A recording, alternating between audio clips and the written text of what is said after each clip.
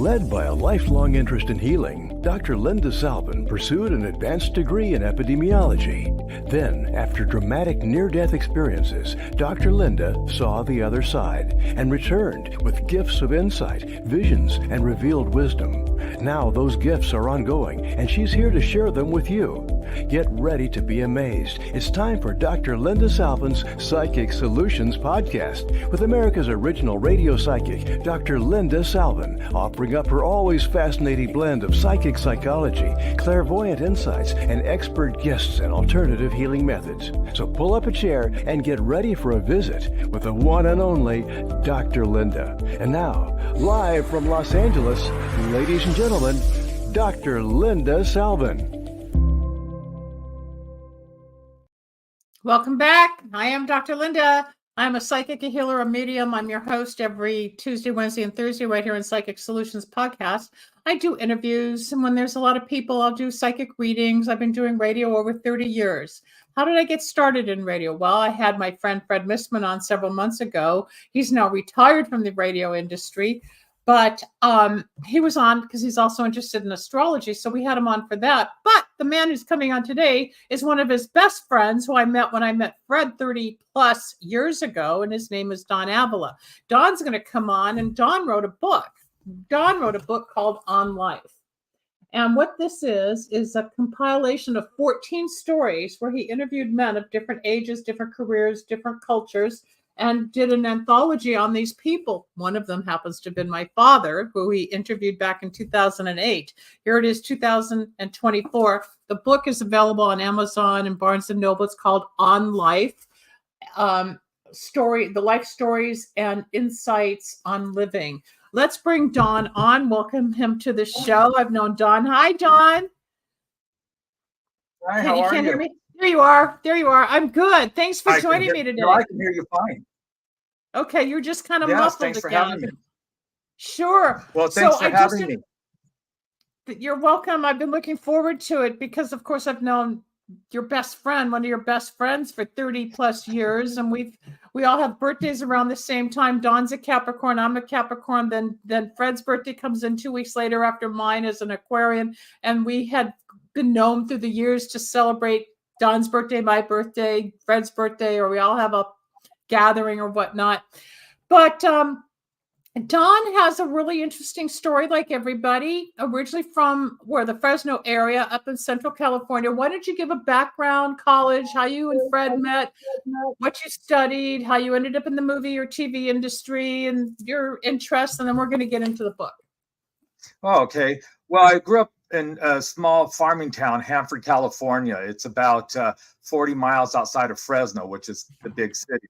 So, the population was about 17,000 when I lived there, and it's now about 60,000.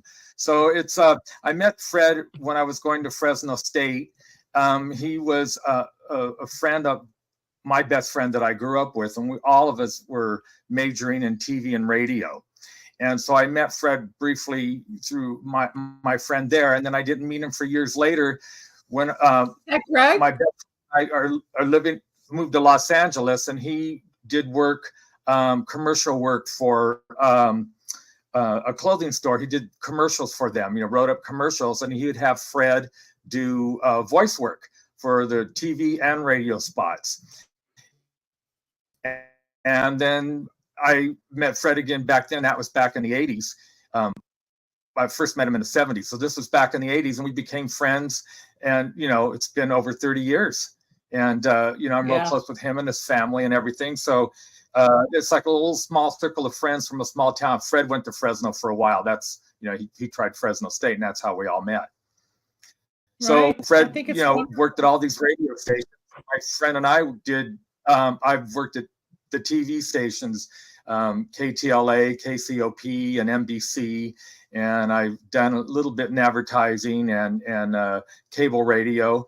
And my the job that I had, because I'm semi-retired now, was I worked for a company called Bonded Services, and Paramount and CBS hired Bonded Services to do work for them. So basically, I was hired by Bonded, but I worked for Paramount and CBS when they production work on TV shows and stuff, I would do billing, or I'd have to satellite feed old TV shows and programs and commercial breaks all over the world. Whoever bought these programs, and so I did that for like 13 years, and then I retired, and so it's been great. I've been in LA now for 40 some years, and I've lived here longer than I did in my hometown that I grew up in. So, but I go back. Yeah, of course you do. Of course you do. You love travel. You love exploring Los Angeles. You love culture. You love food. You love music. I've gone to several concerts with Don at UCLA. We were at a concert several years ago, just a few weeks ago. Don, Fred, and some other people. We all went to see Roger McLean from who was the original founder of the Byrds. I mean, we go back, we were listening to 60s music. It took us back to our childhood. But Roger McQuinn, sorry, I got him mixed up with somebody else. But we had an amazing time just going out to dinner, listening to music, talking about what's new. And that's what friends are. You may not see somebody for days or weeks on end, but you get back together and you pick up where you left off. And that's the kind of relationship I have with Don and Fred. And Fred's voiceover, you probably heard as we opened the show, that was Fred talking at the beginning of the show. And you'll hear him again at the end of the show. So pay attention. That's Fred's voice. And he's been my voice since 1994, when he discovered me and made me the radio psychic. Let's move forward. All right. You wrote a book on life. You interviewed 14 different men. Correct. Why did you do this? What inspired you? And start giving some samples of the different people that you interviewed, and we'll go through, and I may pick out some chapters or a page and you can follow me, but it's really exciting because like I do interviews on YouTube or on the air, you put it in a book. Same kind of investigation. Yeah. When I was working over at Bonded Service with Paramount, during my lunch breaks, I was always reading because I like to read.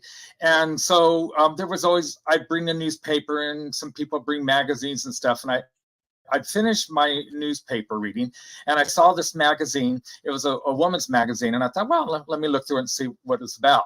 And there was an interview in there of about 6 to 10 women that were 100 years old and older, talk about their life's experience and give anecdotes to, how to lead a good life. And some of it was funny, and some of it was like real, it was all thought provoking. And I thought, wow, it kind of stayed with me all day. And I thought, this is interesting. And I never really read anything about men opening up, because in my generation, I'm 70 now, but at the time I was like 50. In my generation and a generation before that, men were very quiet in a sense. They don't talk about themselves.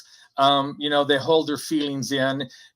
That's how they're trained. And men aren't supposed to really, have any problems or share these type of problems. You have to be real strong and all that. So I kept thinking about, maybe I'll try to write a book about that and interview some people. And, so I asked my best friend if he wanted to go in with me, because I had never done anything like this. He goes, no, I don't. Do it on your own. And I thought, well, okay. And I asked Fred, and he goes, well, I'll help you, but I don't really, it's not for me. So I thought, oh, brother, okay, I'm going to do this. And I'm kind of the shyer type person. I'm not really good about going up to people, strange people, and carrying conversations, unless I'm traveling. Then I'm different when I'm traveling. I like to meet people, and so I want to ask a lot of questions. So Fred surprised me and bought me a microphone and everything, and I thought, I guess I have to go through with this. So I people that I worked with, hey, how about your dad, or you have an uncle or something, or a son that I can interview, and this type of thing. And then that came about. And then I contacted, there was a lodge, the Eagles Lodge, I think it was. And I called over there and said what I wanted to do. And so someone said, hey, I have some people, I'll talk with them and see if we could set something up. So that came about. And so I thought, okay, I set it a bunch of questions, like 20 some questions. And I would ask about, their life growing up, how they got along with their parents, or if they got along with their brothers and sisters. I'd ask them about if they've been married, if they were divorced, what experiences they had in life, good and bad, what they thought the idea of, we're always told a real man is, what they think that was about. Did they fear death? What was disappointing in their life? What was the high life of their life? What was the low point of their life? And it's sort of built on that. And then about their relationships, if they were married or divorced, would they talk about that? So most of these men that I met at first would be like, well, I don't know what to say. I'm not, good about that. And what I learned was, once you give them a question and they start to talk and you're going, oh, great, they're being listened to, then they really go. They get on a roll and they don't always want to shut up. They'll talk more and more and more. Yeah. So you have to be kind of careful on some of the questions that you ask. I wanted to get even deeper than I did in this book. But it was kind of embarrassing in some things because I never interviewed people before. So like I said, I have these questions and I try to go, and you can notice in the first part of the book, one of the first interviews, the typical questions. As I got comfortable with the people, then it would form a different way. I also interviewed people that I knew, like I did a brother-in-law and some people that I were close to and everything. And so that brought up different issues. I got to know my brother-in-law a lot better. He's older than me, but I got to learn about his relationship kind of about my sister and everything. Of course, I had a limit on certain things because it is my sister, and he was yeah. So that was cool, and so it was good, and it gave me a chance. It was good for me to express my feelings, because in the book, I think you learn a little bit about me through the questions that I asked. Of course you It gave do. me a chance to be more open as I got comfortable, and kind of take pride in myself for saying, hey, I did something. It may be a bomb. It may never go anywhere. It's just fine. But I did something. I got out of my comfort zone and I took a chance. And I thought, at 50, why not? And that was good for me. It took me a couple of years to kind of complete the book because I was working full time. So for a long time, I just put it to the side. And then when it was time for me to do the editing on it, I thought I could do, I can edit all these recordings. That's a lot of work. So I had to find someone to do that for me. And, and that took a while to get all that. And then I had to re-edit a million times going over and to help me with the. It's hard to edit your own. It's hard to edit because you don't even see the errors. Sure, and then you want to go back now. I look at it and go, ooh, maybe I could have asked this, or I could have changed it this way. But skipping all that and just listening to what the guys have to say is, looking at it now, I was reading some of it last night because I haven't looked at it in a long, long time. It's very interesting because all these men were interesting in different ways, and their age levels was from like 40-something all the way to 84. Yeah. And, even in that vast age difference, we still related in a lot of ways because, and I was 50 at the time I started this, it was still, things haven't really changed all that much for men. Maybe in the newer generation, people younger than me, it's a lot easier, but still, I find sometimes I get caught up, going back to the old ways and the ways that I was taught. And then I have to go like, remember, I don't have to be that way. I can be more open or whatever. I get locked into the old stereotype because that's my comfort zone from what I learned. And they shared a lot of experience. Like, my mom was ill and everything, and my brothers and sisters and I kind of had to look after her in this type of thing and all that experience. So I asked them questions on that, and some of them did take care of their parents and some of them didn't. Some of them didn't have good relationships with their parents, or maybe they had with one and not the other. One of the guys left home. He got along with his parents, but he left home at 14 to experience life. And, wow. He worked in a prison and everything. And so what he learned from that, he was married a couple of times, and, he shared what happened in how his relationship ended and the lessons that he learned. There was another guy who was He was in his 70s. He was on his third or fourth wife, and she was, 20 some years younger than him. But he talked positive about all his ex-wives and how he handled that. And, you just learn different things from different people. And there was one guy who married an Asian woman, and even though they were younger than me, he said the lessons that he had to learn on maybe on the marriage part at first that was hard on the relationship was because the wife was doing the old standard way of her parents. You're walking down the street and he thinks he's walking with her, and turned around, he's talking, and she's 2 feet behind him. So it's like, no, we don't do that here, that type of thing. Or how they, if they have kids, how they raise their kids. Did they raise their kids, from the way their parents raised them? One is a minister. Some were gay. One was two were in relationships, gay relationships for years. And so I had asked questions like, how do you think that's different from the way you were raised, and how it was for you coming up gay, and different things like that. So it was just a variety of men, and it was nice because they, as I tried to get harder on the questions, they were real honest about their feelings and what they had, to say. And I thought a lot of times, they're going to not share as much. They're going to shut down. But like I said, once they got the opportunity and it started to come out, they trusted you, and they opened up to you, and you got more than you bargained for. Good. Yeah. That made them feel good that, hey, here I have something to say. I'm important, so that's what I liked about it. And the idea of the book also was supposed to be for younger guys to get an idea of what it's like when you're 20, 30, 40, 50, 60, your life changes throughout all these years. Well, that's how it was supposed to start. You can get some of that information through here, but basically it's all these men just saying, this is my experience and the life that I led, and what I've learned from it. And so it was fun. It was fun on that, and I'm glad I did it. So I love it. Let me just show people again what this is. I'm Dr. Linda, and we're talking to Don Avila, who's my guest today. He wrote a book called On Life, where he interviews 14 men on different levels of their lives, and has extensive questionnaires, which my background's epidemiology, which was all about creating questionnaires and social activities and getting to know answers to collect for research. You did your own research and put it all together. You have topics here. How do you think your relationship compares to a straight relationship? So I just opened up a page on 93, and this was somebody who was gay. Obviously, so there's no difference. Less so as we get older, as gay people are getting more accepted, as well as gay relationships are getting more accepted in society. So it talks about society. We go over here. You ask a man if he took steps to help care for his parents, like you just mentioned. He said yes, many years ago, and he lost both. Then you asked somebody about being worried, and he said that old Hamilton school building is in a very rough neighborhood nowadays. So somebody's talking about their past and going to school. You asked a question about whether or not they were an only child, and he talked about their siblings.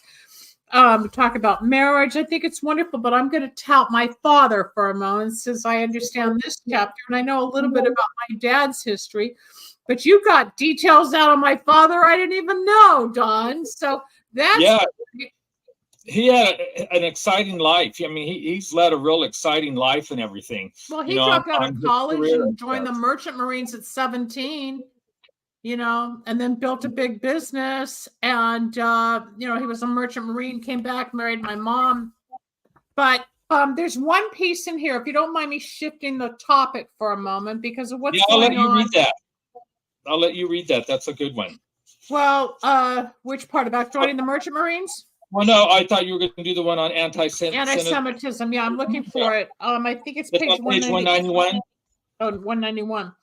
As we know, this is May of 2024, and since October, there's been a lot of problems with Israel and the Gaza and what's going on with the Palestinians and the marches and the protests. And the bottom line is there's anti-Semitism in the world. You're Portuguese. I'm sure there's some type of Portuguese or Guian. Is it Portuguese or Portuguese? I don't even know. It's Portuguese. Okay, but I'm sure there's pros and cons in every nationality, every religion. Somebody's against somebody, somebody's in favor. But as a Jew, growing up with anti-Semitism, listening to the stories of my grandmother's family being killed in the camps, it's touchy. And then when I found the book, I couldn't find the book for the last month. I said, Don, you're on the show, but I can't find the book. And then I found it just like moments before the show, of course, because God led me to it. And there's a question. I just opened up the book randomly, and it says, where you're interviewing my father, did you face any anti-Semitism while growing up? So my father responds in Don's book.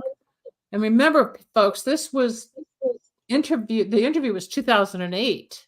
Okay, so that's 16 years ago, let alone how long it took to publish and everything. So here we are 16 years later, and we're dealing with the same topic.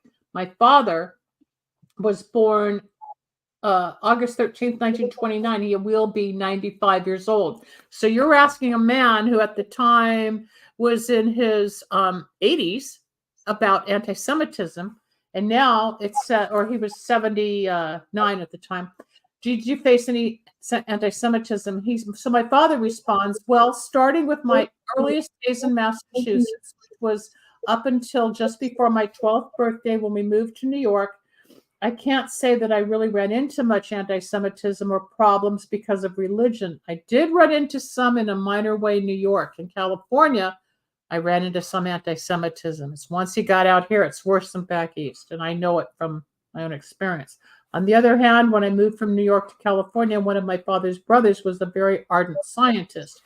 He formed what has become known as the Hollywood Scientists Organization. He asked me when I was probably 14 years old to put a youth group together, and he and his friends who were involved in the adult group assisted us. And there's one interesting story about that. Without going into the Holocaust and all the problems during World War II, when the war ended, the original United Nations, the UNO, the United Nations organization, was formed, and they were meeting in San Francisco. They had to be around this was about 1946, the late fall of 45. The war had ended in both Europe and Japan, or early 46, and the United Nations was having other charter meetings in San Francisco. One of the things that had been promised after World War I was the creation of a Jewish state in what we then knew as Palestine. That never came about because, among other reasons, the United States abandoned their responsibility of stewardship and relinquished it to the British. But in the original Leagues of Nations chapter, the United States and England, were designated to create a homeland for the Jews in what was then Palestine. It goes on for another page and a half. I don't want to read it and bore people, but my father did get involved as a youth. And at 16, when he was a senior in high school, there were some people that came up, and they were going to do a 3-day march for the meeting of the original United Nations. My father was involved in all this stuff. And he remembers saying, is this what we fought for in the South Pacific, as they took these things away? Everything he even tried to do back in the 40s was kind of censored and derailed, just like they are again today. It ends in a statement that says the police came concurrently. Some newspaper photographers were there, and this story was written up in at least the old Los Angeles Herald Express. I don't remember whether the Times had anything on it, but as a stretch, you could say that could be a form of anti-Semitism. What my father's talking about in this chapter is that he was given an idea by my great uncle. He started to implement it. It got shut down at Hamilton High School. And in a way, just like the thing with the protest today, 70 years later, it's the same fight. It's the same, the Palestinians and the Jews. It's just more evolved. And my dad said, on the other hand, I don't know what we could say, that because I don't know if they knew who we were, what we were, if in the language signs, although we were talking in the language of the signs, why we were there. One or two of them knew that we were fighting for the establishment of the homeland for the Jews and demonstrating, not fighting.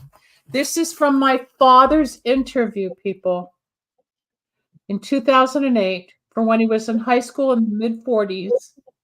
And here it is, 2024. And the question is, just like you asked in the book, Has anything changed? No. Life goes on, life repeats itself. It goes on and on and on and on. And I think that's what you're saying in your uh, analogy of your summary of all the people. As different as we are, we're always the same, right? And we have a lot of the same characteristics or beliefs. We have different experiences, but we bring it all together. And what's really evolved? How do you answer that? We can't. But I want to thank you for adding that, because there's two people that I want to share that portion of the story with. I completely forgot about it. But it's important because of the climate today. It's frightening. And I think your book needs to get back out there. And I think you need to find someone to market yourself or get a book agent or something, because you've got not just my dad's story. You got 1,300 people in here that you will touch many lives. You will. You just have to find the way to promote it better. People need this book. Because, I asked them if they have any fears, and I asked them, it was a big thing on death, in a sense that I brought up, do they fear death as well? Because, I'd gone through a lot of family members dying in my life, starting with my mom, and there was just a period for like 5 or 6 years after that. My family was just being wiped out. My nephew, my mom, all these things. And because I'm from a very large family, so you see a lot of that. And so, that's always been kind of a fear for me. It's like, gee, and you don't really think about death that much when you're younger, but when you get into our age bracket, you start thinking about your mortality. And for me, I think when my mom died, my dad had died when I was a lot younger. So when my mom died, all of a sudden, I was 50, and it was like, I felt like an adult orphan or something, because that was the center of our family, the main center, and that was gone. And so I already had lost a brother and a sister, but I just felt different. I was the baby of the group, so I felt a lot different. I felt, that I just existed. And so I wondered, how do other, through these guys, have you dealt with something like that? How do you feel when you lose a friend or a loved one or someone that it's dies? The most painful, they would talk about horrible. that, and I asked them about what their fear in life was about. Like, yeah, it's painful, but it's life difficult. goes on. It does go on, but goes on. There's the process of grief that takes a long time. Yes, I felt abandoned when my mom died. I had that same feeling of, who am I? I want to die. I don't want to live. How am I going to go on? Why am I here? Why did she die? Why this kind of pain? What's going to happen? We all have that loss, whether it's a goldfish or a human being. When we lose something we love, especially a parent or a dear loved one, there's shock. And yes, we get through it. We never forget. But it changes us. It makes us stronger. Some people get so depressed they can't function. But it's interesting. I remember when you lost your mom. Sure. Yeah, that was like 2000. That was 2004. That's a lot of years. So sometimes it seems like it was yesterday, and other times it's like, man, it's been a lot of years. Yeah, it's 20. Yeah, 20 years. That's what I enjoyed about this. And there was one other older guy that I talked about. He was real close to his brother, and he was in this. When I interviewed him, he was already in the 70s. Brother had died, and they were in business together, and and he had died years ago. And even when he was talking about it, he started crying in front of me, and I was like, whoa, okay. So he was sharing those emotions and stuff. So for me, it's interesting to see all these men show some kind of emotion, that they're getting their feelings out and listening to that, because like I said, in my generation before, men didn't show that type of emotion at all. They really didn't. It was always hidden in the inside. And I think that's why a lot of times I think relationships with men and women, or men and men, whatever, that doesn't always work, because there's that lack of communication. Because women, it's easier for a lot of women, maybe not all. They'll come out and they talk about things and they get their emotions, their feelings out. And men can't do that because they're told, you're a crybaby. That's not what a real man does, and that type of thing. And so the men kind of suffers, you know, in the inside, and that creates a lot of problems in their life. And wait, hold on, Don, slow down. Yeah, slow down. I'm listening. Were you raised that way to not express yourself? Were you raised that way? In a way, yeah, kind of. You know, my Be dad the died when guy, I was be young. the man. Yeah, and I had older brothers, but I'm the youngest of 8. So the next sibling above me is almost 12 years older, and then they go older than that. So the men in my family were coming from a small town and a farm town and everything. They're raised different, you know. The men are expected to be a different way, you know, that type of thing. You know, they were born in their 40s and in the 1930s and that type of thing. And I came along, you know, in the 50s. And so my period was more the 60s and everything. So it's a different background for me, trying to combine both of those together. You know, I want to be this liberated person because I'm in the 60s, you know, but then again, I'm seeing the challenges you have with your brothers and sisters. They're a lot older and they see things differently. So there was that issue growing up for me. So that's what's nice hearing from these other guys, that they're not that far off, or they had totally maybe experiences I didn't have that, you know, I'm glad I didn't have to go through. And it's interesting on relationships because like I said, some have been married 2-3 times and that type of thing. And you know, one person said, I'm never getting married again. And the other said, well, here's the difference between, you know, my first marriage and this one. And some were totally different, you know, and it's nice to hear that. So it makes for guys think like, you know, I'm not all alone. I'm not the only guy that goes through all these problems. You know, I'm not the only one that doesn't share or whatever. I have to do some changing on my part if I want something, you know, positive to happen, that type of thing. And that's good to see. That's what I like about the book, you know, is they get a chance to tell about their wrongs or rights or whatever, and still be strong in the feelings that they have, but they learned a lot. And so that's the positive thing. Have you ever thought of being a therapist to help people more? Or to be a counselor to help them? Because I don't think I would. You have to practice what you preach. And so, you know, life is still a learning process for me. It will always be that way. And always, for all of us. Some of the same mistakes or whatever that I probably tell the people you shouldn't do. Right. So it's sort of like, no, but I don't mind if someone asks me something and they, you know, or they want to share, and I'll give my opinion. The hardest thing is to listen to someone and really, you know, really listen. And I think that's hopefully as you get older that you kind of can do that. You know, even with friends, it's a different thing. Sometimes relationships with friendships is not really that much different than a relationship with a married person or something. Only sometimes in the friendship, you know, you give, you treat your friends maybe slightly different than you do your loved one, because you almost take advantage, you can take advantage of your loved one because you're so used to them or whatever. You think you could say whatever you want, they'll understand, and that's not necessarily true. And then you might be more forgiving to a friend. You know, those are things that I think both men and women have to look at. You know, that's a great different. Friends I love get a that. special benefit, right? And it's not always the right way to do it. You treat your friends better than you treat your mate, and so that's something you have to look at and take advantage. Like this one guy I asked, he's been married twice. He worked in a prison, so and where there's a lot of murderers and things like that. And in his first marriage, that was part of the problem, I think, that interfered. Is he in the book? Is this story in the book? With his marriage, he's in the book. And I said, the experience you had with your first marriage, do you see any of that carried over to the marriage that you have now?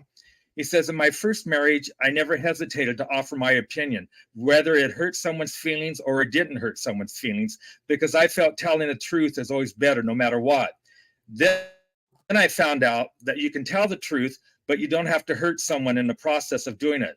So that's probably what shut down our communication in the first marriage, because I was always in this type of environment where I always making sure people weren't playing games with me. I wanted to make sure I wanted to make sure that I carried that over to my home, which is not what was going on at home. But there were a lot of things that are positive in the marriage now that weren't in my life in my first marriage. In that vein, I have learned how to shut up when you need to shut up and not to say something just because you have the right to express your own opinion. So that's positive. You know, that was his opinion on it, and I thought that was interesting. Because how many times do we say things? Oh, okay. What page was just that? Missed that one. Yeah.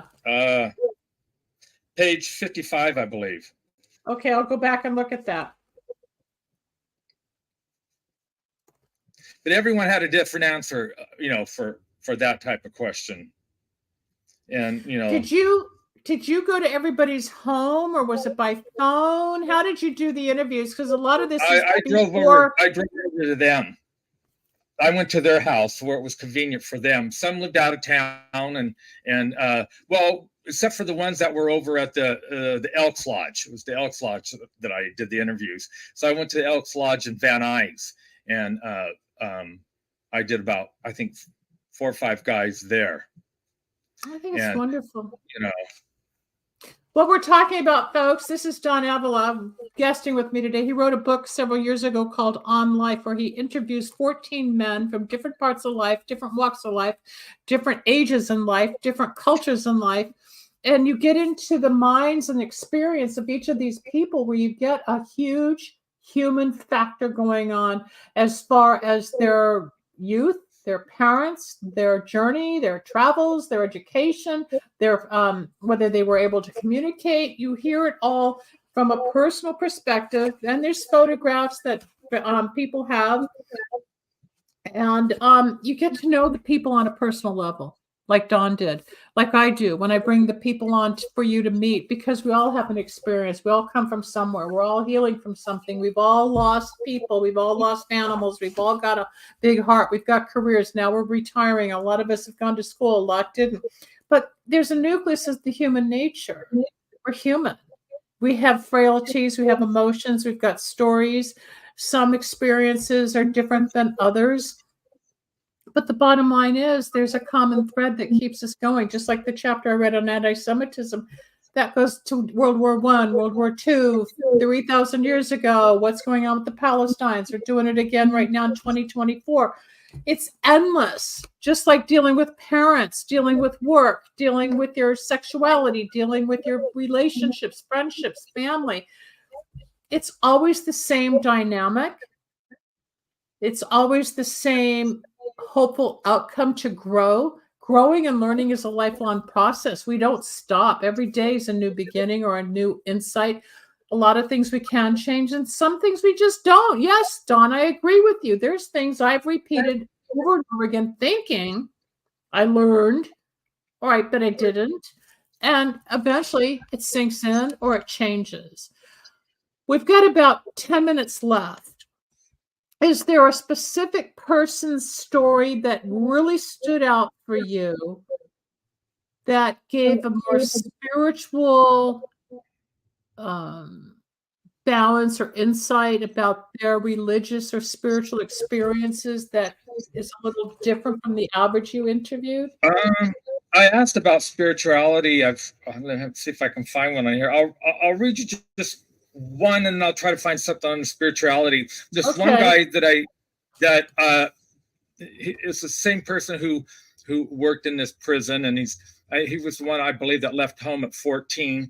He was restless, and he just decided to leave home. It wasn't because of his parents per se. He needed to experience life, and he did all these experiences. So I said, well, now that you've had all this experience in your life, so what is a statement for him about what a real man is? Because I remember here growing up, well, real men don't cry, or real men don't do this, and real men don't do that, and you're like, oh, bullshit. So anyway, his response was, a real man is someone who can bring something good and positive into someone else's life. And whether the circumstances dictate being physical strong or emotionally strong, or being someone who was compassionate and even appearing it as a weakness. A real man doesn't care about everybody else's opinion of him. When he is trying to make others' lives better, not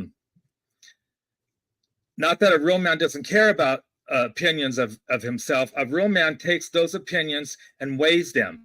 But when I was younger, a real man was someone who could drink a 6-pack of beer without falling down. But that's not what a real man is. No. It's what a drunk is. So a real man realizes his problem, faces his problems, sees others who have problems, and tries to help them with their problems, and doesn't shy away with helping them with their problems. He isn't afraid to show emotion if it helps. Sometimes a real man has just got to stand up and say, no, it's just the way it is.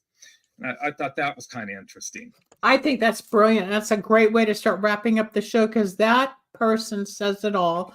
I'm going to go back and reread this. It's been years since I've read the book, and it's going to be wonderful to reread it.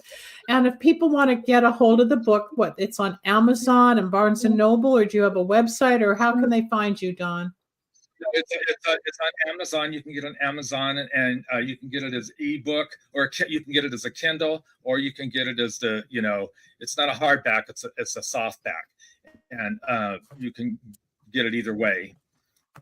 And it's there. You can just put my name in, and the book should pop up if you put it under books. But it's One Life, life stories and insights on living. 14 men share their journey. Here's what the book looks like, people. I was looking for a green book, and I forgot it was aqua on the side. Here's all about Don in the book and the stories. They're true stories that these men share, came laced with lessons learned through experience, hardship, love, life, and adventure that can be applied in the life of anyone seeking to find a more successful way to navigate their own journey through life.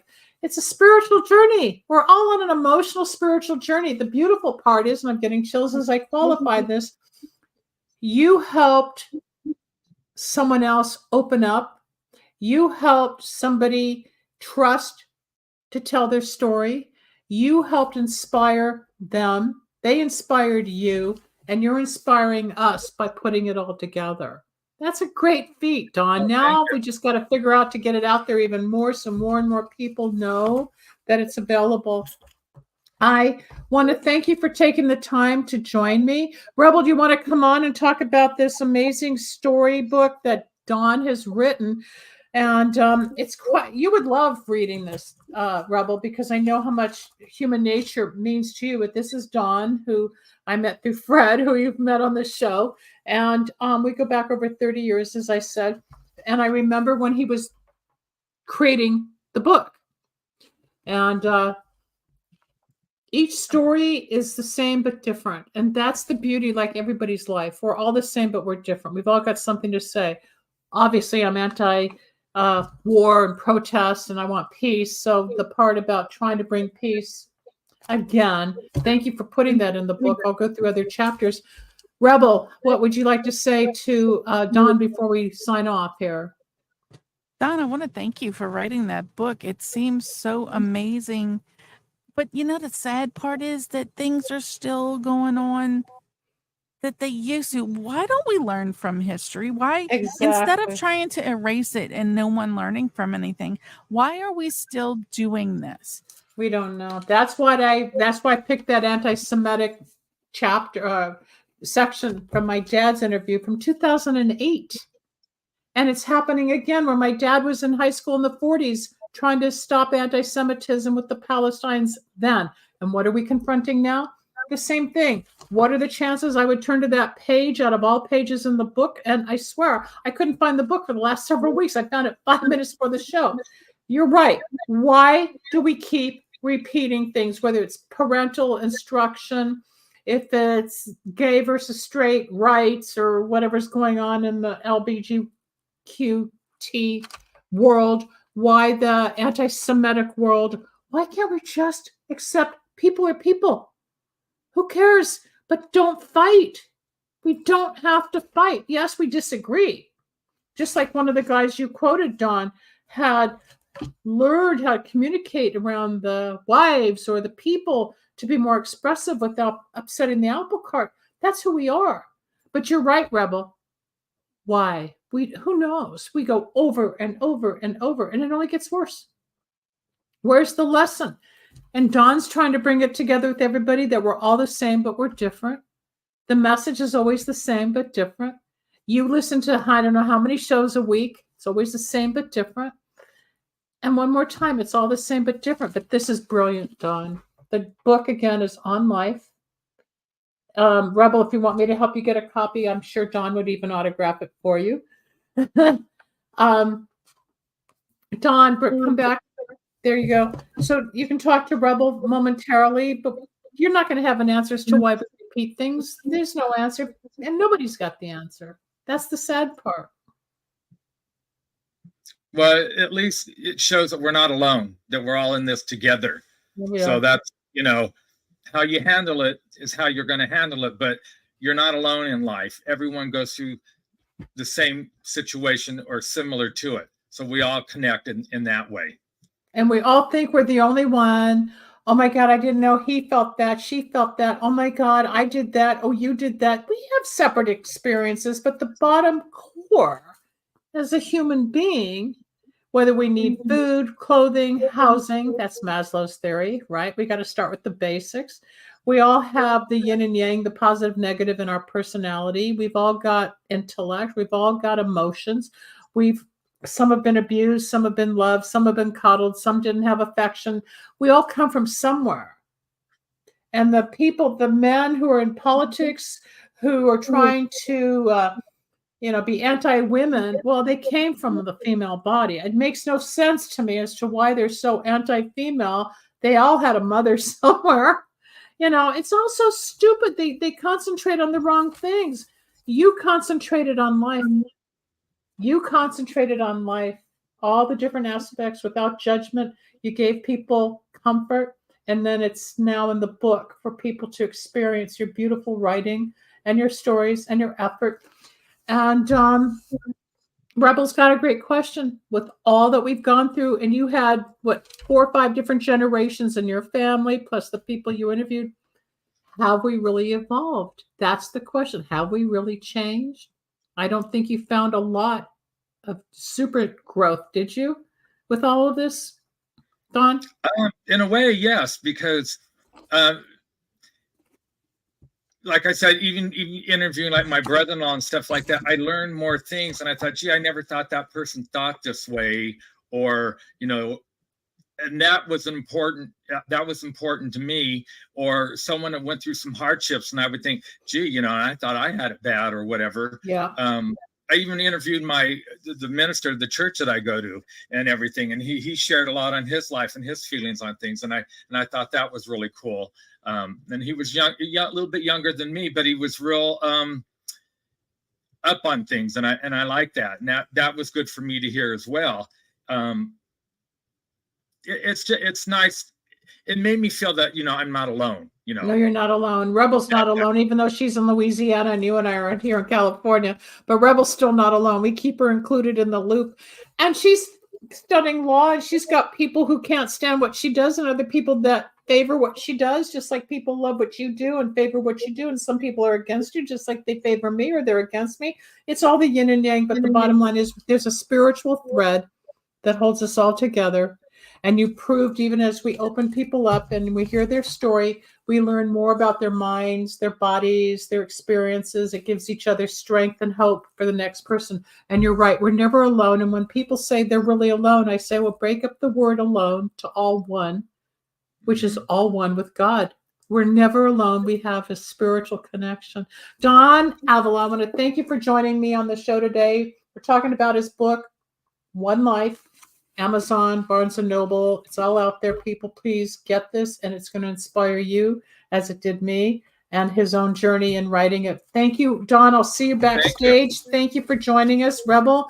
Thank you for giving me a couple of words here, but you're right. Why don't we learn? Why don't we learn? I mean, what are the chances I'd open up a page to anti-Semitism and we're going through it again in 2024? I couldn't even find the book. I forgot about that chapter. I mean, there's no accidents in anything. You see it every day in work. You see it with all the different show hosts.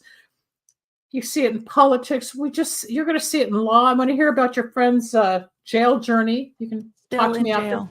Still? We'll talk about that after the show. I'm Dr. Linda Salvin. This is Psychic Solutions Podcast. I will be back next Tuesday, Wednesday, and Thursday with new guests, and we'll talk about whatever we're going to talk about with those people when you come back to join us on Psychic Solutions. Have a wonderful weekend, everybody. Please subscribe to my YouTube channel. Please tell other people about the show, and let me know what you think. Talk to you soon. Bye-bye.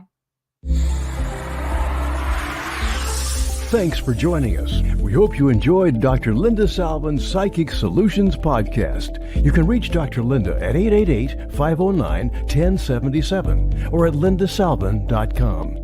Need a breakthrough of your own? Ready for answers or insights nobody else has? Reserve your own one-on-one in-person chat. Dr. Linda isn't just for other people. Dr. Linda gets results for you. And it's easy. Contact details are on screen now. Just click on lindasalvin.com or call toll-free 888-509-1077. That's lindasalvin.com or toll-free at 888-509-1077.